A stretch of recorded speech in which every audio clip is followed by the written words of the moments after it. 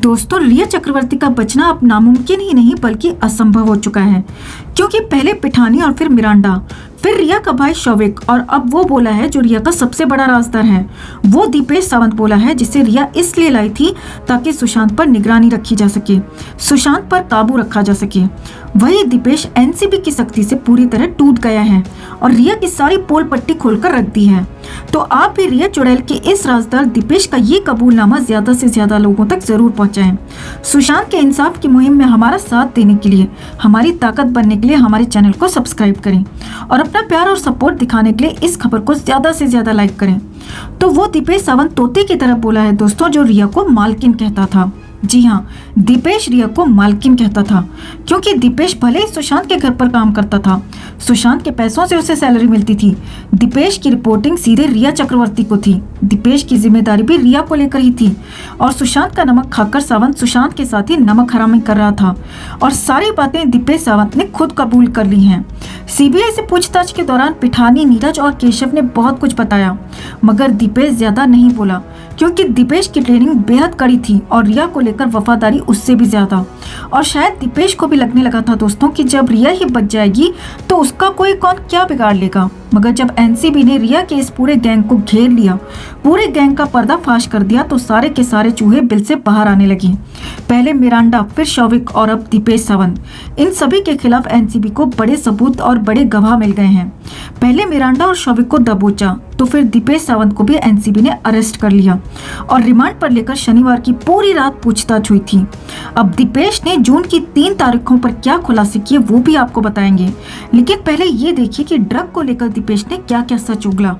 दीपेश सावंत अब बुरी तरह फंस चुका था, क्योंकि मिरांडा और शौविक रिया का नाम ले चुके थे और अब भी दीपेश अगर रिया को बचाता तो शायद खुद नहीं बच पाता, और इसीलिए दीपेश ने पहली बार अपनी मालकिन रिया का पूरा सच अपनी जुबान से उगल दिया। एनसीबी सूत्रों के मुताबिक दीपेश से सवाल किया गया कि तुम जो ड्रग लेकर आए वो किसके लिए लाए और किसके कहने पर लाए। जी हाँ, एनसीबी ने सीधा सीधा सवाल किया और दीपेश को भी सीधा जवाब देने की हिदायत दी। दीपेश ने बताया कि वो रिया चक्रवर्ती के लिए ड्रग लेकर आया था और दीपेश ने ये भी बताया दोस्तों कि रिया के ही कहने पर वो सामान लेकर आया, यानी एक और गवाह जिसने रिया के झूठ की पोल खोल दी और बता दिया कि इस पूरे गैंग की किंगपिन रिया चक्रवर्ती ही थी।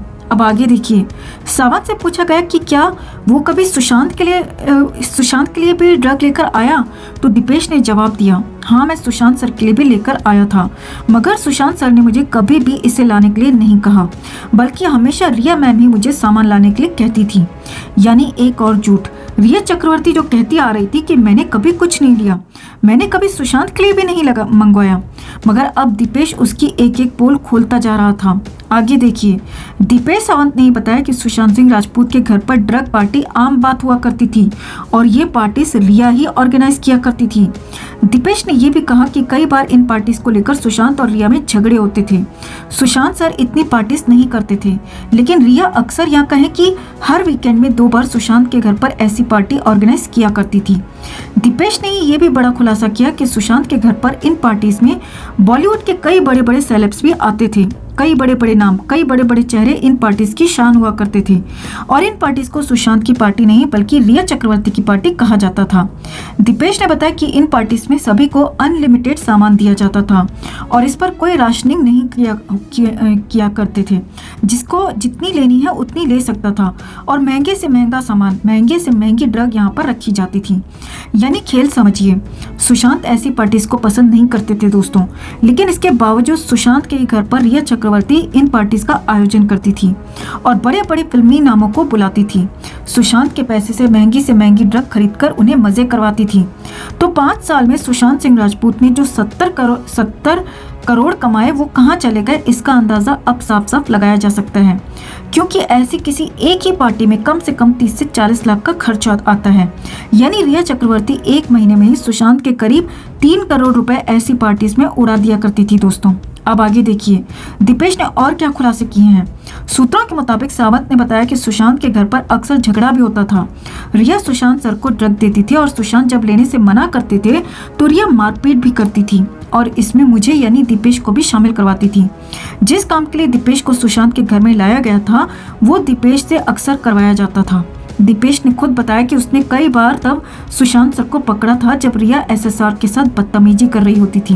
यानी रिया का सबसे करीबी प्यादा दीपेश अपनी मालकिन के लिए हर वो काम कर रहा था जो रिया चक्रवर्ती चाहती थी। अब दीपेश ने एक और बड़ा खुलासा ये किया दोस्तों कि रिया चक्रवर्ती जून 2020 की 3 तारीखों को लेकर बातें किया करती थी। दीपेश के मुताबिक किसी से फोन पर जून की 3 तारीखों की बात करती थी और एक बार नहीं बल्कि कई बार ही इन 3 तारीखों का जिक्र हुआ। अब दीपेश ने कहा कि इससे ज्यादा उसे नहीं मालूम है, मगर दीपेश कहना क्या चाहता था वो हम आपको समझाते हैं। जून 2020 में सुशांत सिंह राजपूत को खत्म कर दिया गया, यानी जून की 1 तारीख 14 जून थी। इसी जून महीने में सुशांत सिंह राजपूत का घर छोड़कर रिया चक्रवर्ती भी चली गई थी, यानी जून की दूसरी तारीख 8 जून थी। अब जून की तीसरी तारीख वो हो सकती है जिस दिन सुशांत को लेकर फाइनल फैसला लिया गया, सुशांत को लेकर फाइनल प्लान बनाया गया। यानी सुशांत को खत्म करने के लिए एक दिन में नहीं बल्कि लंबे समय से प्लानिंग चल रही थी। और रिया चक्रवर्ती कितनी शातिर है कि उसने राज खुलने के डर से अपने सबसे करीबी दीपेश सावंत तक को प्लान नहीं बताया। वो 3 तारीखें नहीं बताई, मगर 2 तारीखें आप सबके सामने हैं। तीसरी तारीख का पता लगाया जाना बेहद जरूरी है और वो भी जल्द पता चली जाएगी। अब दीपेश का प्लान का मतलब समझिए। दीपेश के ही बयान के बाद रिया चक्रवर्ती को एनसीबी ने बुला लिया और हो सकता है कि अगले 12 घंटे के अंदर रिया चक्रवर्ती सलाखों के पीछे हो। अब सुशांत के मामले में भले ही इंसाफ में देरी हो सकती है, लेकिन एनसीबी ड्रग के मामले में रिया के पूरे गैंग को दबोच लिया है और इस पूरे खेल का खेल खत्म कर दिया है।